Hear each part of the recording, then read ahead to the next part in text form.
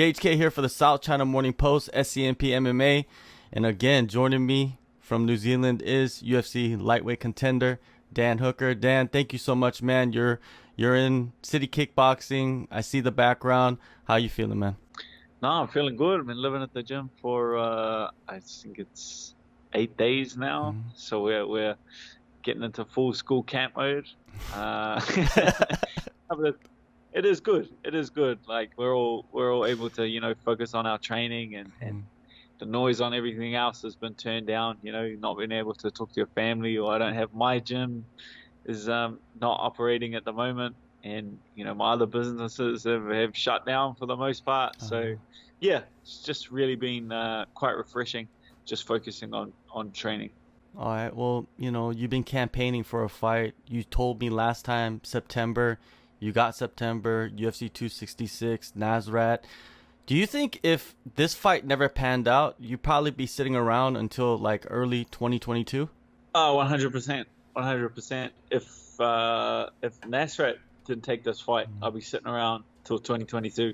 So I would fight for like early January, and that will be it. So that's why I haven't said a bad word about that guy. That's why I'm thankful for that opponent and that he took the fight. And I was able to make it happen. Yeah, there's been a lot of criticism from people saying, why are you fighting like an unranked fighter? Why don't you're on the prelims and things like that? You're Dan Hooker. You've done main events. Why are you on the prelims fighting an unranked fighter? And I feel like they're looking at it from the wrong perspective. I was able to. This was a nothing fight. This is not supposed to be a fight. I made the date, and I made the UFC give me a fight, and I made the fight. So if I wasn't Dan Hooker, this fight wouldn't be happening. So I think people were just looking at that from the wrong perspective. Yeah, it's funny how people react negatively to you fighting. That's what we want to see. That's what you want to do. So it doesn't matter if you're fighting a broomstick, right? It's like we want to see you compete. Oh, that's how I feel. And I feel like the true fans are just happy to see you get back in there, right? And they're saying, oh, it's a big risk. You're going to go out there and it's like a massive risk. But I'm confident in my ability. I'm confident that I am the best fighter in the world. And so that's not, that never crossed my mind. Being like, oh man, Nasrat might kick my ass. Oh, I better not take this fight because it's going to make me look like a dick. No, I don't really think like that. I think, thank you for taking the fight, but my friend, you're gonna have a problem because I'm feeling good. Yeah, Nasrat, he raised his hand, but there were others out there that raised their hand that wanted to fight you, and I feel like the matchmakers, they have to be somewhat selective of who they put against you, right? It's not like they could just throw anybody against you. Who else put their hand up? Like guys that are not ranked, that guys that are maybe entering the UFC. I feel like that Terrence McKinney. There was that one guy, so I already gave Terrence a shout out. So it's like shout out Terrence McKinney. Like one fight, he's had a 7-second UFC career, which is quite impressive. But I highly doubt that one would have got past the matchmakers. Like Nasrat's like a legit dude, 2-fight win streak, 5-2 inside the UFC. So he's an actual guy that's on the fringe of the rankings. So that's like a possibility. But Terrence, like one fight in the UFC and then getting thrown to the top 10 is I don't think I would have been able to pull that one past Sean Shelby for sure. He was not keen. They were not keen on me fighting someone unranked. Like that was like something that they were not keen on. But because I guess he has I've done a lot for this company. I've done a lot of heavy lifting for this company, carrying main events and taking fights and fighting absolutely anybody and not turning down fights. So I feel like I earned the respect from him. That if I said, man, I just want to fight whether they're ranked or unranked, that he made it happen. I wanted to get your thoughts on this notion, if you agree with this, is that, you taking this fight and not sitting around and waiting for a bigger name like most guys do, it shows the hunger you possess. 100%. I couldn't. Like it's I physically can't. I physically can't just sit on my hands and wait around. Like it's UFC told me I can't get you an opponent. For June, they didn't want me fighting someone unranked in June, but then June, July, August, like September, that's a long way to wait being a professional athlete. And knowing that you're in your prime, like you're coming into your prime and you're feeling good. And I've made some big jumps in the gym, so I just want to get out there and compete. And that's showing it that I'm forcing the hand. Sit around and wait until next year was just not going to happen. That's something I cannot do. That's right. You know, he's stylistically, it's a great matchup for you. You know, what do you see in this matchup, and what intrigues you most about Nasrat? That he was the only guy to take the fight. That's it could have been absolutely anyone. But lucky that he is a striker. He's got like a bunch of knockouts on his record. We got like the same amount of knockouts on our record. So on paper, it's a fight. On paper, it's like an exciting matchup. So definitely, the fans are like in for a treat. And yeah, but absolute blind luck that this fight worked out the way it did. Bouncing back from 2 setbacks, where's the mindset at? Do you put the last 2 fights in the rearview mirror, or do you keep those experiences in your head throughout this preparation? You can't block that stuff out. Like you can't just like block it out and pretend it. You can't block it out and pretend it never happened. Like it happened, and I went through. Yeah, I never for a second like blocked it out or blamed it on anyone else. Like I take full responsibility for those losses. Like I made the mistakes that led to those losses. I take full responsibility for that. I went through and man, you soak it in. Like you experience the agony of losing. Like you go through that and you experience that emotion, and that's the roller coaster of this game. That's the highs and lows of this game. It's like it had never happened to me, so like that's why I didn't do any like media the first. I think it was like the first week or two after the Chandler loss. Like I didn't do media because it had never happened to me before, and I really just wanted to like feel and experience those emotions. I don't want to do an interview like a day after the fight, because of course you can put on a brave face and just be like, no, I'm fine, no, I'll be back. Of course you can like do that, but you can't. I felt like I would have been not giving an honest answer, because it takes time to experience and reflect on those emotions, and that's what I did. I really was like, man, this is the first time this has ever happened, and sat around for a week. And to be honest, it really wasn't that bad. Like physically, I didn't have like concussion symptoms. It was just like right place, right time. Didn't absorb like any damage from the fight. Like I was back to training the following week, and yeah, just going through that low. And it's a hard thing for people to understand, but it's like you experience the highs and live in the highs, but you also have to experience the lows, and it's just that height and super low of emotion that you need the full ride, if you know what I mean. You need the full ride to truly say I was a fighter and I experienced absolutely everything. And I feel like I did, and I feel like I've processed those emotions, and I can use that going forward, because now I do have that. I've been beaten every single way you can possibly be beaten in this game. And that's like a new level of confidence that you can go out there and absolutely no one can show you something you've never experienced. That's hand on my heart. I've won close decisions, lost close decisions, been beaten up for the entire fight. I've been choked to sleep. I've been knocked out. I've been through absolutely everything. There's nothing you can show me, and there's a level of confidence that you can gain from that. You stand in the octagon and you look across from him. There's nothing you can do to me that hasn't already been done, or there's no emotion that you can give to me that I cannot get through and I cannot process and I cannot pick myself back up from. And that's confidence in itself. Definitely, man. And it's an inspiration, man, for a lot of people. I'm pretty sure you get messages from fans, man, just watching you and your career and just, picking up the pieces, coming back all the time. Well, I see it. I see it like coaching fighters in my own gym. I see them win and celebrate for too long, and I see them lose and get upset for too long. Like that's something that you can definitely watch as a coach, but it would be a terrible example that I was setting, right? If I got knocked out and then I was just like, oh well, I suck, I'm terrible, I'm gonna quit. That just means everyone that gets knocked out, there's knockouts on every single fight show that you'll ever watch.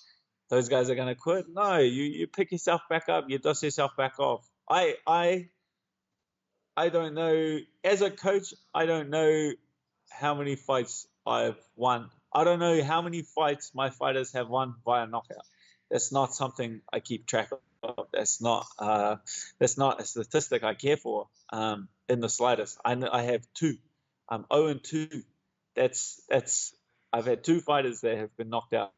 That's that I will never forget that. That's something I remember as a coach, because that to me is something that I want to protect and something that I want to avoid. But it's just a fact of the sport. It's just part of the sport. But you have to absorb it. You have to deal with it. And if you don't accept it and you blame other people, you'll never truly learn from it. It'll never be a true like growing experience. Definitely. Well, as long as we're on the topic of Coach Hooker, I recently talked to one of your fighters, Aaron Toe, and I asked him, like, man, you're on a hot streak, man, and you got one of the best coaches, fighters out there. When is he gonna be in the UFC? How long do you see him taking, to get to that level? That's on him. Okay. That's on him. That's that's what it comes down to as a coach. You can make all the plans in the world. You can do everything you possibly can. You can give 100% effort, but it's on the fighter. I can only you can lead a horse to a well, but you can't make him drink. That's the same thing. Like he's a great athlete. He's doing very well. Learns very fast. And I'll do what I can, but he's going to have some difficult matches coming up. Like everyone that he's fought has been tough guys, and he's done very well, and he will need to continue that. Yeah, but it's on him. It's on the amount of dedication that he wants to give to the sport. I can't train for him. I can't show up to the gym on time for him. I can't learn for him. I can only kind of put everything out there and see and hope that he takes it. Definitely. Well, on the same night, I believe you fight, Alex fights. I'm correct, right? And he's defending his title against Ortega. Main event. Yeah, in the main event, right? And Volk seems to be very irritated, man. I've spoken with Volk the past couple of years. I've never seen him ever talk about anybody like that. Have you ever seen him talk about anybody like that in your experience? Nah. This guy's Ortega, for one reason or another, is like really pissed him off. I don't know, just because like he's not Volk's just like a really straight up dude. Like he's a really straight up guy, like nice guy, nice as anything. So he's had far more interactions. Like I don't know Brian. I never met Brian. I can watch like a little bit of the show, but you never get like a feel for him. He's obviously got a feel for him, and he just really doesn't like him as a person. So if like he doesn't like him as a person, then I'm 99.9% sure that I'm not gonna like him as a person, because like we're all pretty similar. Like we have like the same sense of humor, the same sense of banter, the same like we vouch for like a stand-up bloke. If you're like a stand-up bloke that helps out your mates, trains, he doesn't do anything dirty, he's not there like for superficial reasons. So yeah, maybe Brian is, but yeah, I've never seen Volk this pissed off. I gotta tell you, I don't want to be standing across from him on that night. Yeah, man. Everybody I've talked to, everybody that trains with him, they always say the same thing, man. He's one of the nicest dudes. Like he wouldn't even, step on an ant. You know what I mean? That's how nice he is. And then he's very irritated. He's going back and forth with Ortega. I was surprised by it somewhat. Now, stylistically though, this fight, man, Ortega, he looked great in his last fight against the Zombie. So everybody's thinking like we're gonna see a different Ortega against Volkanovski. Do you feel like this fight, this style that Ortega brings, it's more advantageous to like what Volk really brings to the table? Yeah, this is a fight he can go. This is a fight where he can Like Volk's dangerous when he just puts his foot down on the gas and just goes. Like that's really when he does like the most damage. And like that was the hardest part about, you know, from just hearing our coaches. Like I got nothing to do with the coaching of Volk or anything like that, but the coaches is telling, hold him back, hold him. And they hit him on reins, you know, in the Holloway fights, like hold him back, you know, just so he's like taking his time and setting things up properly. Just because you don't want to get into like a pressure fight with Max Holloway, because that's what he does as well. But from watching Holloway versus Ortega, and when he fights like pressure fighter guys, he does struggle. So it seems like the kryptonite to Ortega is getting in his face and pressuring him, and that's what Volk does at his absolute best. So I feel like this is a fight where you can really just let Volk off the reins and let him put the foot down to the floor and go and strike and jam him up against the cage and take him down and ground and pound him. So I feel like, yeah, stylistically, it's not a good fight for Ortega. Before you signed this fight with Nasrat, you know, you and Arman were going back and forth. It looked like that fight was gonna be put together. You explained on another interview what happened with the matchup. Since there's a little history between you, do you see yourself fighting him maybe in the future, or has that ship sailed? I haven't really thought about it. Like, not really like looking past Nasrat or anything like that. I'll fight the best guy. That's my kind of view. You know, I fight the best guy I can get my hands on, and I start at the top and I work my way down the list. That's just how it is every time.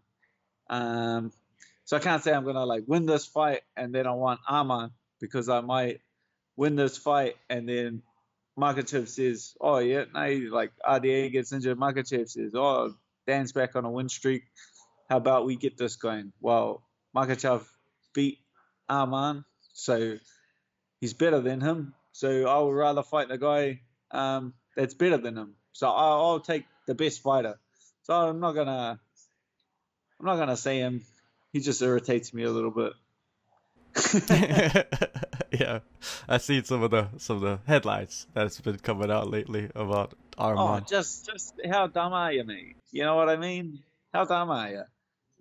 You know, why even chime in, brother? Like, if you've got a fight, go argue with the guy you're gonna have a fight with. Don't get me off the couch, make me argue for absolutely no reason. I was like, when he started arguing back, I was like, sweet. I was like, got a fight. I was like, cool, let's lock this in. And then he says he's matched. That make no sense. You know, you mentioned Makhachev. You know what I mean? Like, he's fighting RDA, so you're not, you know, that could be a fight in the future. You know, Khabib's coming out saying that Islam is gonna fill the void that he left. First thing is, do you feel like there is a void that Khabib left? And second, do you think like Islam is going to be able to fill it? Oh, those are like pretty big shoes, and he had a pretty good streak there at the end, you know, coming into the title. And then once he had the belt, like those fights and those results, like really would be difficult to replicate. Like you put him in those same fights 100 times, and that thing probably, you know, getting those quick submissions over all of those top fighters is like a difficult task. So he did really well, and I feel like he made a good call for his decision. It's a big void to fill. That's entirely on Makhachev. I don't wish anyone like ill, and I don't want to say anyone can't achieve what they set out to achieve. It's just we all want the same thing, you know. So it's like it's difficult. Yeah, it's difficult to get out there, and you don't want to bash a fighter because he's on the same path as you. We also don't want to support him because you see him as like competition. So it's like it's such a difficult mix as a fighter to sit back and analyze. And I hope he loses. Let's say that. I hope he gets smashed. You had your, you know, back and forth with Islam, and, you know, did you have some Karens? You know, recently Paddy Pimblett comes out, you know, he's saying things about Khabib, and he says that Khabib has become the Karen of MMA. You know what I mean? With your interactions, with your back and forth with Islam, I know he has lots of fans. Did you feel this any with your, with the fans of Islam? Yeah, I feel like Islam like inherited a lot of fans from Khabib. Like he's like Khabib's mate and his training partner. They're from the same region, so he like inherited a lot of fans from that. They go hard. Don't get me wrong, they go hard. Not that I care. I can't even understand. I can't even understand the shit talk. You know what I mean? Like they'll send it to you in Russian, and you're like, bro, I'm not even gonna. No, what do they expect you to like Google Translate it or something? Like I'm not even gonna translate it. You have to learn English and then speak to me in English. Try to assault me. One guy said I was a what is it? One guy told me I'm a pussy cleaner. I was like, I don't think that's like the worst insult anyone's ever had. It's a compliment, right? That's a compliment. I was like, I don't think you think what you think that is. Yeah. That is funny. That is funny. Like I'm not a fighter, so I don't get the ones. You get some that crack up. They're like, it's like they're talking to you, they're talking shit to you in like broken English, and it doesn't like really make sense. I'll read the Russian fan base like shit talk. The Armenians go pretty good too. I do it for shits and gigs. When I'm bored, I'll filter through and read some shit talk from some like Armenians and Russians, and it's just like broken English, like you will lose forever, die in paradise, and you're like, what? Doesn't even make sense. Hey, I guess like you said, shits and giggles, man. You just got to go in there and check them out once you want to get a laugh or something like that. One last thing, man. One guy said that like this is a Makhachev fan. He said he hopes I died and they didn't have any space to bury me. I was like, that's inventive. But obviously there's space to bury me. New Zealand's like quite a big country, and I'm sure that they will be able to find somewhere to put me.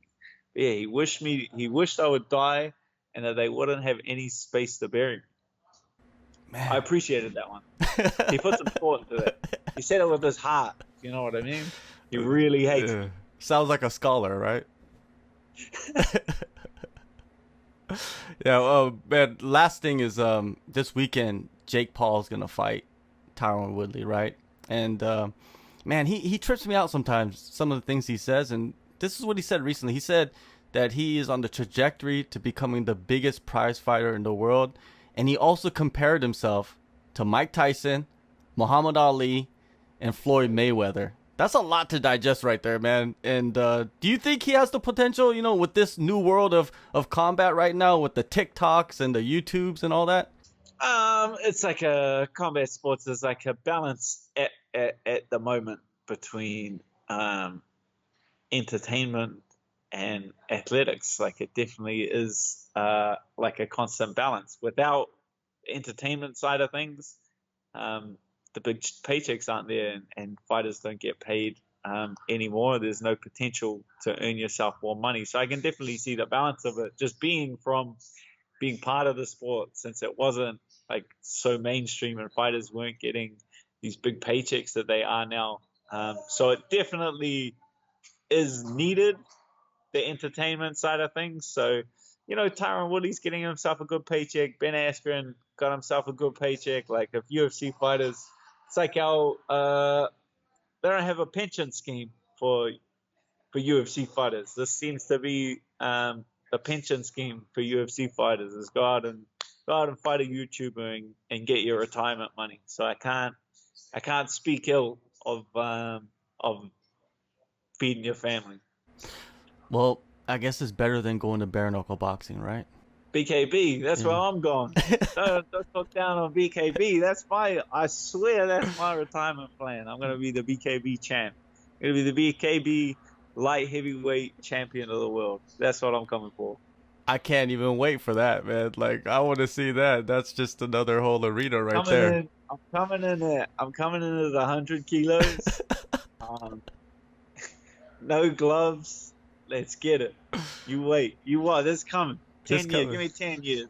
Give me 10 years. 40-year-old Dan will be BKB champion of the world, light heavyweight. For sure. We're going to clip that, and we're going to put that out there, We're gonna propose it to Corey Feldman, something like that. That's his name. Whatever. Anyways, man, let's focus on your upcoming fight, September 25th, UFC 266. You're heading over to the States. Dan, I'm glad that you're back in action, man. It's been too long, and good luck to you, man. And then, good luck to you getting back home faster than, you project. Thank you very much. Appreciate it. Take a move in the ring. You can hit me with a word.